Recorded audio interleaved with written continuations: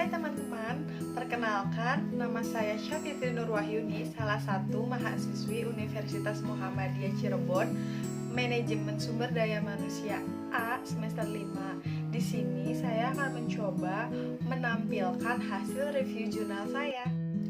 Jurnal ini berjudul Membangun Tradisi Entrepreneurship di Masyarakat yang ditulis oleh Helisia Margahana dan Eko Triano, yang bisa diakses melalui Edonomika volume 3 tahun 2019 bulan Agustus.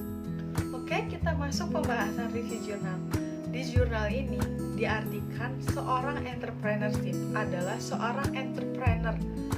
Entrepreneur secara garis besar adalah seseorang yang bisa memanfaatkan waktu dan uangnya untuk membuka suatu bisnis usaha, untuk membuka peluang pekerjaan untuk orang lain. Artikel ini membahas tentang membangun tradisi entrepreneur pada masyarakat untuk menjadi jalan keluar pada himpitan ekonomi sempit. Maksudnya yaitu entrepreneurship bisa membuka lowongan pekerjaan bagi banyak orang. Pada artikel ini juga menunjukkan, memperlihatkan tujuan dari seorang entrepreneur.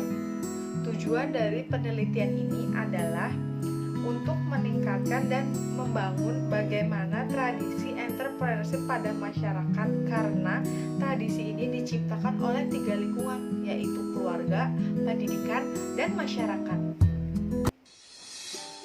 Artikel ini juga menggunakan data sekunder untuk melakukan perbandingan antara jumlah entrepreneurship di Indonesia setiap tahunnya, dan bisa juga perbandingan antara negara Indonesia dengan negara tetangga seperti Malaysia, Australia, dan Singapura. Perkembangan entrepreneurship di sini dikemukakan oleh Menteri Koperasi dan Usaha Kecil Menengah atau UMKM, yaitu Anak Agung Gede Nugraha. Pada tahun 2014, rasio entrepreneurship di tanah air baru 1,5, kemudian meningkat menjadi 1,65% di tahun 2016, dan di akhir 2017 telah mencapai lebih dari 3,1%.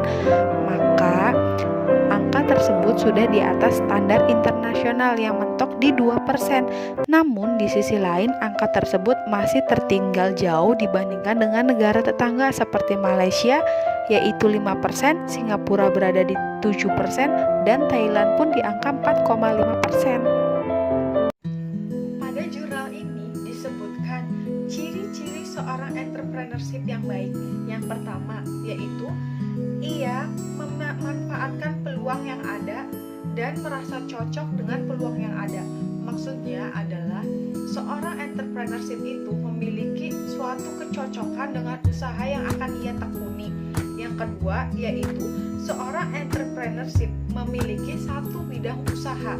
Maksudnya adalah seorang entrepreneurship tidak memiliki cabang untuk membuka usaha yang pertama, melainkan menekuni usaha yang pertama, sehingga usaha tersebut dapat bekerja dan bisa memperluas di semua negara ataupun di semua kota.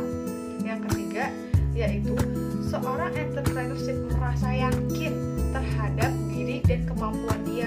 Maksudnya adalah seorang entrepreneurship wajib memiliki keyakinan bahwa ia mampu mendirikan suatu usaha tersebut.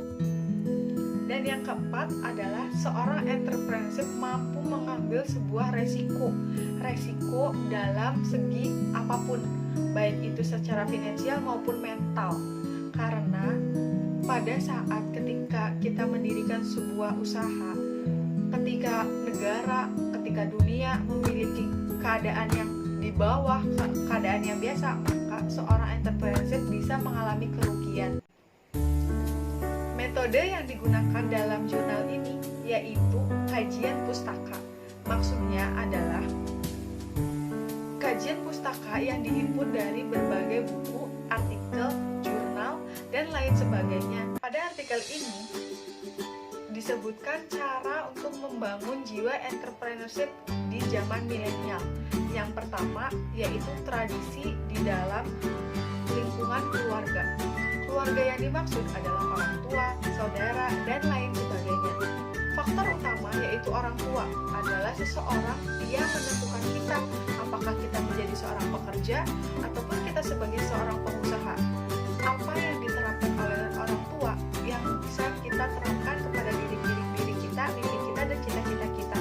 Yang kedua yaitu tradisi di dalam pendidikan. Dalam pendidikan, dunia pendidikan ini memfokuskan pada pengalaman sehingga menunjukkan dan mewajibkan seorang siswanya memiliki jiwa entrepreneur yang bisa membuka usaha luas untuk menciptakan peluang usaha, peluang kerja. Yang ketiga yaitu tradisi dan dorongan dari pemerintah serta masyarakat. Jika seorang entrepreneur bisa didukung oleh masyarakat dan pemerintah, maka seorang entrepreneur akan memiliki usaha yang sangat maju. Contohnya yaitu dengan cara dipayungi hukum oleh pemerintah dengan jelas. Daftar pustaka. Daftar pustaka di sini sangat banyak sekali, sehingga sangat relevan ketika membaca jurnal tersebut.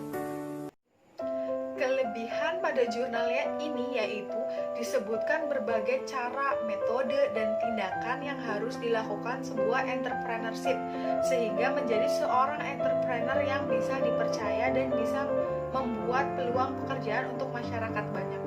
Kekurangan pada jurnal ini yaitu bahasa yang digunakan oleh si penulis terlalu bertele-tele. Sekian review jurnal yang bisa saya sampaikan. See you next vlog.